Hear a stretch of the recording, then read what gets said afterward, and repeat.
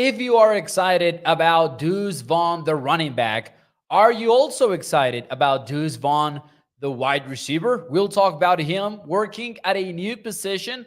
We'll also talk about the Dak Prescott update that dropped over the weekend about his contract negotiations with the Cowboys, and we'll dive into much more. Ladies and gentlemen, let's get to it. Here we go.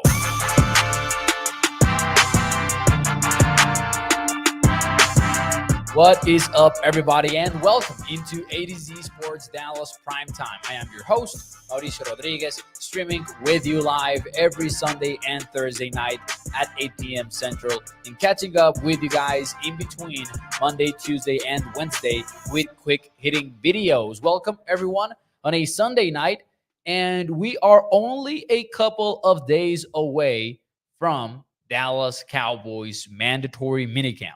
There will be a lot to talk about with minicamp, right? We'll get yet another CD Lamb update, potentially one in which he's still absent. We'll probably get a Micah Parsons media availability session, which I am really looking forward to hearing, because those questions are going to be directed towards the Micah Parsons conversation that has taken a hold of Cowboys Twitter and Cowboys YouTube and Cowboys conversation just overall. But tonight, we'll focus a little bit on some other stuff. We'll talk about Deuce Vaughn, we'll talk about Dak Prescott, and we'll talk about one player to watch during minicamp before we dive into a bigger list later in the week. But everyone, welcome into the show. Thank you so much for tuning in.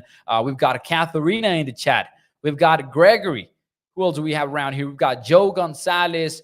We've got Isidro. We've got Daniel over here. We've got Theryl, Joey Bella, Troy Dudley saying Deuce versus Turpin for a roster spot.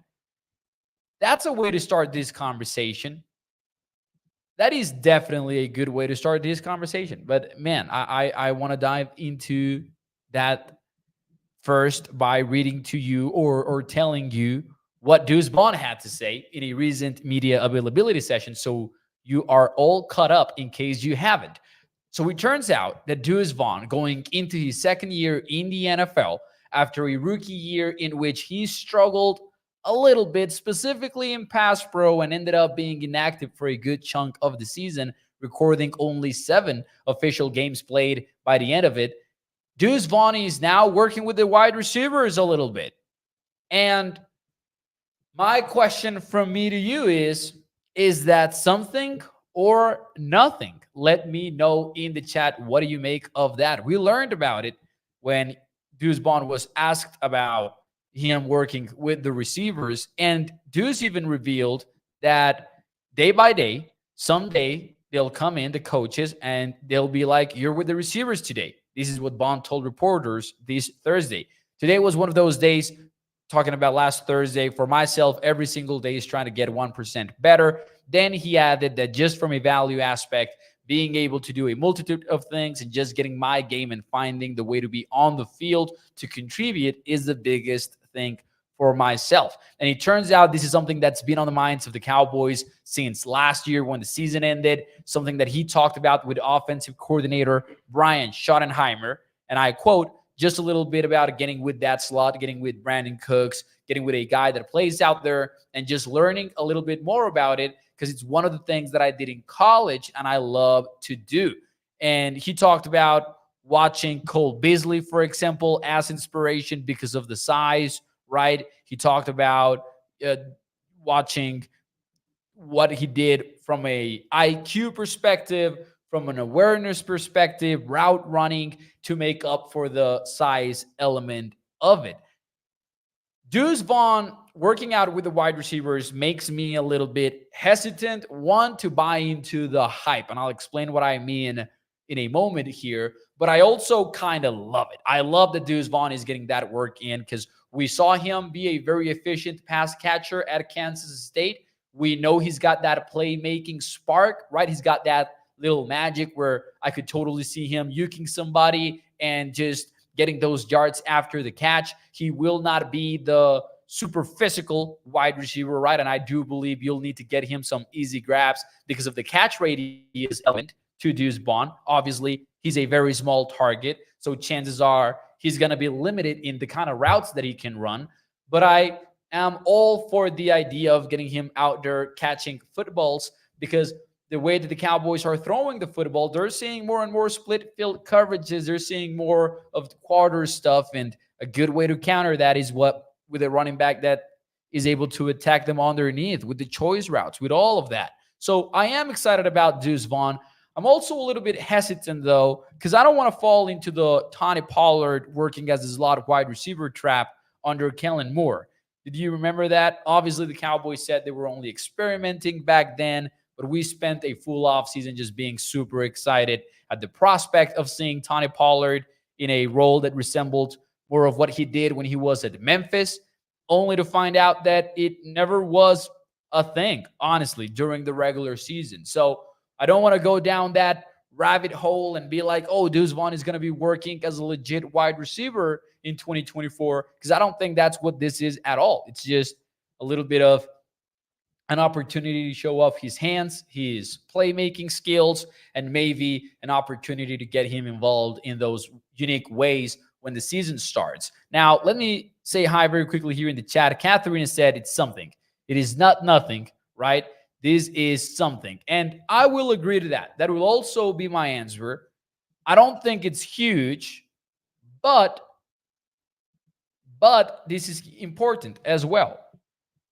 Deuce Vaughn is still fighting to be a part of the running back committee. And I do believe it's going to come down to how he can do that part of the job rather than just what he can do when he spends time with the wide receivers.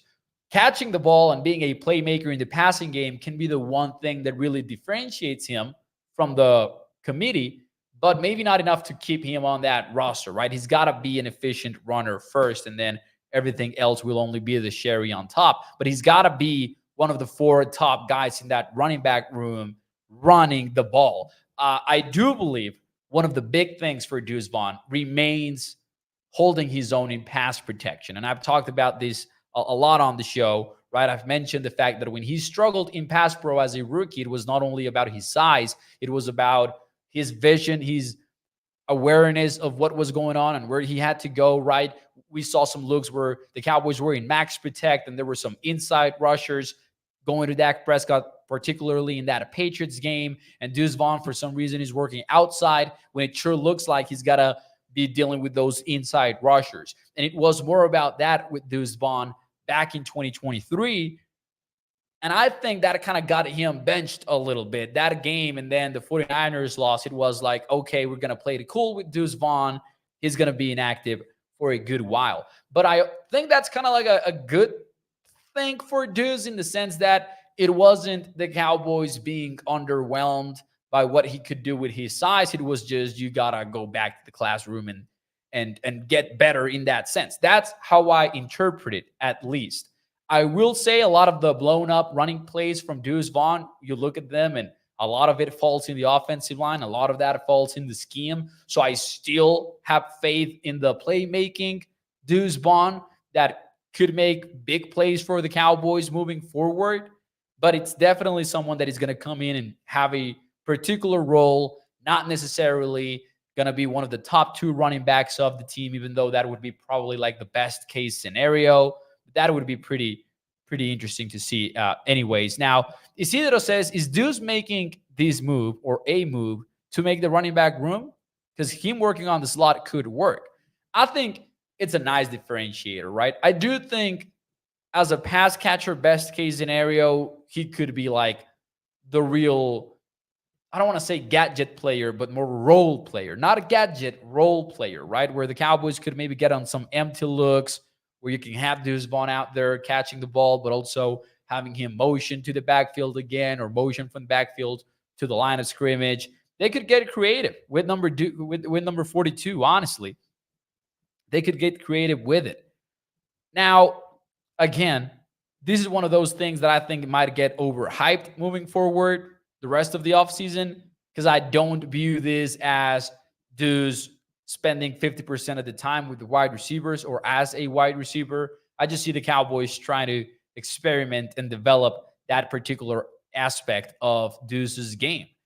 In my way too early roster projection, I did have Deuce Vaughn make it, and I at the end of the day, when I put that together, I was looking at the running back room, which includes obviously Ezekiel Elliott, Rico Dowdle, but also Malik Davis, who, and there's Hunter Lipke, but let's assume for a second, even if it could still change, let's assume that the Cowboys view Hunter Lipke as an automatic roster member because of his role as a fullback. So say you're going to carry 3 more running backs, right? And you're looking at Rico and Zeke as very likely 53-man roster members. Number 3, right? If you're choosing between Malik Davis and Deuce Vaughn, isn't Malik Davis like more of the same from the other 2 guys that are already on the roster? Whereas Deuce has that little bit of a spark and the upside, especially if he gets some playing time as a pass catcher where he gets that tiebreaker? I would say so. So he's got, my 53-man roster spot in my way too early projection, which came out 2 days or 1 day after the NFL draft. And that's the way that I kind of view it with Deuce, honestly, moving forward. I have seen a lot of fans completely out on Deuce. I have seen some fans that are like, man, I've seen enough. And I don't understand that part of it. I really don't. I think the Cowboys O-line and the running scheme really did not do a lot of special things. And maybe Deuce getting involved in some of the gap scheme runs that the Cowboys are expected to run in 2024. And especially with that potential pulling lineman, I think you've got a lot of offensive linemen that I want to see, running pulling blocks. Where like Cooper Beebe did that at Kansas State, and it's obviously harder from the center position, but I think you could do it at the NFL level, right? And we saw those nasty second level blocks on tape. And then you got, for example, Tyler Smith, who is a beast when he gets on the move. You've got Tyler Guyton, who might be very raw, but when you see him pulling with Oklahoma, like that's some elite level athleticism that can get you excited. I saw once, and this is a play that didn't particularly play out for Texas, but they even switched him in one game. I believe it was against Texas, where Tyler Guyton is playing right tackle, and then for one snap, he goes to the left side of the offensive line, and they just do it so he can pull and lead the way. And again, it's a blown-up play. It doesn't exactly work out for them, but there's a lot of athleticism in that offensive line, and I'm excited about that. But anyways, this is me just getting excited about the prospect of Deuce Vaughn being that high upside value as running back 3 as opposed to a Malik Davis or as opposed to a Royce Freeman, who are likely just more of the same. And I think that it makes sense for Deuce to make the team like that. And again, I think a lot of the problems last year were fixable things more than anything else. Shout out to Levi Money, who says, man, I have to step up my game. Bro is 16 and he's covering the Cowboys. Man, shout out to Levi Money, who, by the way, is following. Appreciate you. Man, 16. Whew, I'm 24, Levi, but I know. We every once and then, man, we've got people trying to guess the age here on the chat. I'm 24 years old. Almost as young as Skywalker Seal. Shout out to Sky. Man, I got to reach out to Sky about that crossover show, by the way. Haven't done so. T-Max says, I really hope they actually use Deuce. We don't seem to really know how to use players like him. And I'm going to tie this from T-Mac. I'm going to tie this with the earlier comment from Troy talking about the Turpin thing. If the Cowboys want to start running Deuce as a wide receiver, is it redundant to have like, let me try to explain myself a little bit better. If Deuce Vaughn is out there at wide receiver and he's limited to only like the gadgety plays, right? If he's only running very simple routes, like say a stick route and a flat route, and then every once and then they're running him on a jet sweep and that kind of stuff, is it too gadgety to the point where it's like, man, I could already do that with Kevontae Turpin, who has already proven that he can catch the ball and that he can be a legitimate wide receiver out there. Maybe not a top 3 wide receiver on the team, but like that 4th guy that comes in certain situations, or 5th guy even. is it too redundant? And more specifically, how can you avoid that being the case? What does Deuce Vaughn need to do to separate himself, specifically when he's out there being used as a wide receiver? Which again, I think Deuce is like obviously going to remain a running back, but they want to get him involved in that sense. At least it seems like it, since they're trying him out at wide receiver. But how do you avoid that redundancy between Turpin and Deuce? Because I do think that Deuce's roster spot is safe at this point. I do think the Cowboys value him as a returner quite a lot, and even more so now with the NFL rule change, where it's like Turpin is not only going to get those punt return looks, he's going to get those kick return looks. And his value could just skyrocket during 2024 because teams are going to be kicking his way. This is something that he talked about recently also in a media availability session when they asked him, what's the biggest change? The biggest change is not that the way that the blockers are going to be set up, there's going to be more holes for me to hit and get that big return. The real change is he's just going to get much, much more opportunities to take that football and run with it in kickoffs. Because with the new rules, teams are incentivized to kick it to that landing zone, right? Teams are not looking for the touchback anymore. They want the football to land in the landing zone. So I do think that Deuce is not really trying to fight Kevontae Turpin for that roster spot directly. I think it's more of a thing where Turpin has his. Now you Deuce, what do you do to earn yours, right?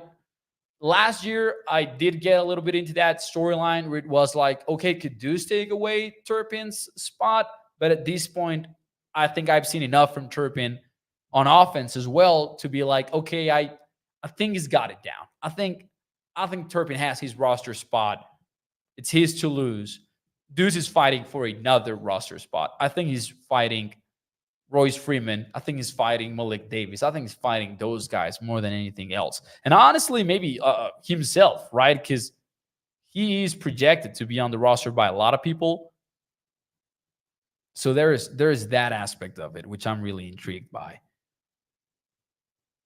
Let's see here. Brian Thompson says, I would put them both back, keep them guessing on kickoff, which this is actually a pretty good point here because, man, I'm trying to open up like a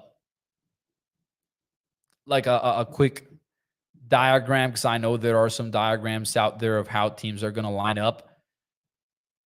I would need to speak to a coach maybe for this or someone who was more knowledgeable. But the way that they are set up in the new kickoff rule, let me see if I can share my screen very quickly. This is not gonna work exactly as I thought.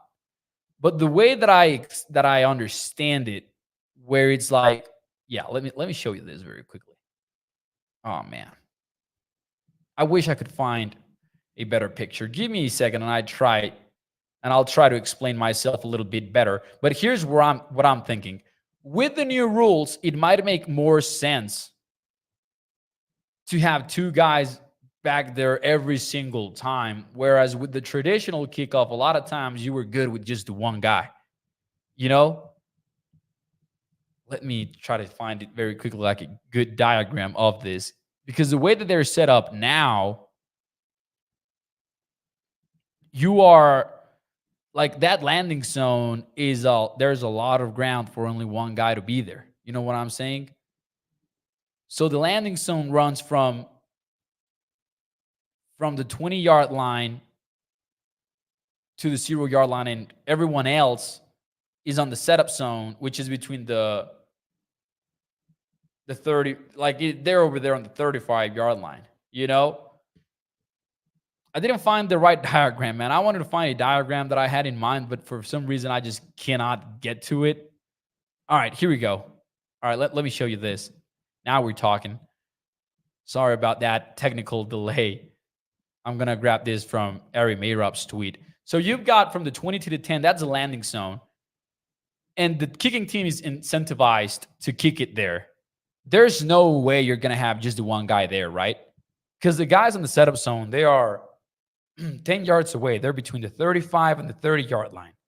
That's a setup zone.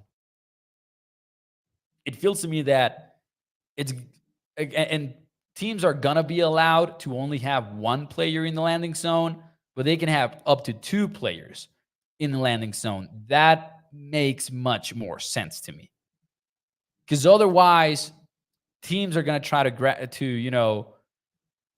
grab you by surprise and hit that into to wherever you're not around and for them to get through because the way that the blockers are going to be set up, it's going to make more sense. So, yeah, it could be a situation where it's like, yeah, Deuce being back there with Turpin is enough for him to stay on the team. Sorry if that was a little bit long-winded and maybe I rambled a little bit, but I was trying to think through it out loud. So apologies for that. But anyways, moving on from Deuce Vaughn, let's talk a little bit about the quarterback, Dak Prescott. There was an under the radar update about his contract negotiations. And not exactly an update, but an interesting stance from an insider in a world where we haven't really seen an NFL insider take such a stance, right? Ian Rappaport, when the reports came out about no offer being made yet to Dak Prescott, he was like, this is setting up for Dak to hit free agency in 2025, and it's the path is paved already, and it kind of made it seem like the Cowboys and that were absolutely not going to reach a contract extension before the season started. And there's been this growing vibe of like Dak potentially not getting a deal done before. And we now heard from Jeremy Fowler, who is a very legit insider for ESPN and somebody that, I mean, I wouldn't question his sources at all. He made it sound on live TV like the Cowboys are absolutely going to make this heat up in the summer, which is relevant. The way things have been going over the last few months is absolutely relevant. We had Dak Prescott change his tone a little bit about a couple of months ago when he was like, man, listen, whether it's here or somewhere else, and that was like the first time where Dak was out there alluding or even acknowledging the possibility that he could not be a Cowboy in the future. Like, things have been heading a direction that doesn't really fit the following report, which I think was notable, right? This was Jeremy Fowler on ESPN saying they are all in on re-signing Dak Prescott eventually.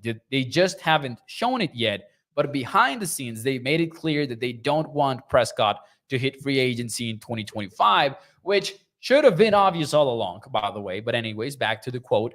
They want him to be the quarterback of the future, but the negotiations so far have been described to me as passive.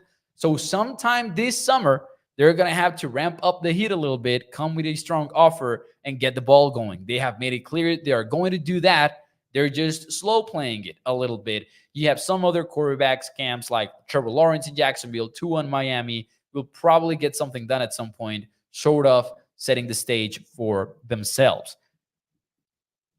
Logically, this should be obvious. This should be a no-brainer kind of thing. Because Dak Prescott is a second-place MVP. He was a runner-up behind Lamar Jackson last year. He was a second-team All-Pro quarterback. Regular season-wise, he's been one of the winningest QBs since he joined the NFL. Statistically, he's been one of the leaders in the NFL in efficiency and all that. The Cowboys have themselves a quarterback, which is something that a lot of teams cannot say, at least not to the caliber of the Cowboys and Dak. He's somebody that is, in my opinion at least, and probably in the eyes of many as well, a top 10 quarterback in the NFL. CJ Stroud recently went viral because he positioned Dak as the number 4, number 5 quarterback in his rankings, without accounting Joe Burrow because he was hurt last year. Like, Dak is a dude at the quarterback position. So for a good while, it should have been obvious that the Cowboys were hoping to get a deal done this year. Yet I kind of feel like this is the first time a national insider is like, they're probably going to get things heated up a little bit this summer. And I've talked about like that extra or non-official deadline being the season start. Because I do think once the season starts, negotiations are going to stop. And then Dak's going to hit free agency in 2025. Because if you do get to January 2025 and there is no deal in place, like Dak is only 2 months away from seeing what offers he could get. And at that point, he would have to be dumb to not do it, right? Like, you're so close to free agency. You've got all of the leverage in the world. It would be a very strong decision not to use it. So this is just my thinking. Like, it should have been obvious all along, but it's encouraging, might be the word, to listen to Jeremy Fowler use the words, sometime this summer, they're going to have to ramp up the heat a little bit, come with a strong offer, get the ball going, and they have made it clear that they are going to do that. Because publicly, they really have not. They really have not been specifically vocal about getting the deal done in the summer. Jerry Jones, not that long ago, said we don't have to get it done this year, right? Trying to suggest that if they wait to 2025, they're going to be just okay. That might not be the truth, though. That might not be the truth. So hearing this from an NFL insider is definitely encouraging, at least in my opinion. John says, what position did Deuce move to? Not exactly move, but he's working at a new position. He's working at a wide receiver for those of you who are just joining the show. John, if you want to hear more about that, feel free to rewind the show and dive into that part of the conversation. Gregory says, top 5 quarterback if McCarthy doesn't take the ball out of Dak's hand. So some support there for Dak. Shout out to Clayton, by the way, who just smashed that like button. And by the way, if you haven't and you enjoyed the show, take a half a second to hit that thumbs up for me. It helps a lot putting this show in front of more and more Cowboys fans, and it helps us grow what we're building here on A to Z Sports Dallas. Ladies and gentlemen, it is Sunday night. Before we leave, though, I've got a question for all of you. Mandatory minicamp starts this week. Official start is Tuesday the 4th, and it will run through Thursday, which is the 6th. The Cowboys might have called it off 2 days into it, right? They have done that before. Let me know who is the one player that you want to hear about from mandatory minicamp.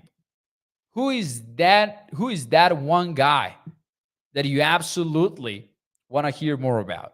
Holly says, Mo, I need more than 2 days a week. Man, I appreciate that comment. But hey, I do think having the 2 live shows and then 3 quick videos, it's kind of makes the live shows a little bit better and kind of makes them a little bit more exciting, at least in my view. Who is the one player you want to hear from in mandatory minicamp? Holly comes in with an answer where he says Tolbert. T-Mac goes with Jalen Tolbert. Gregory goes with Brandon Cooks. Patrick Borden with Trey Lance. Patrick, I put an article together for A2Zsports.com last night, and this was on 3 offensive players to watch in mandatory minicamp. I thought this was like the absolute go-to answer. Like, whatever your opinion is on the Dak Prescott thing and the quarterback situation and what the Cowboys will do or won't do, and I do think my prediction remains Dak is going to get extended before the season starts. Trey Lance is somebody that, man, I absolutely want to hear more from. And I want to hear specifics, not him just getting better and needing reps. I want to hear that Trey Lance made some fantastic throws, or he did this, or he did that. And honestly, these will be more evident in training camp because we'll get clips, we'll do all that. But I'm excited about learning about Trey Lance. At this point, I feel like we still don't know much other than he needs reps and this and that. But Trey Lance is a great answer. Betsy goes with Hunter Lipke. That's interesting. Leo Fau for Dude Guy. That's a good answer as well.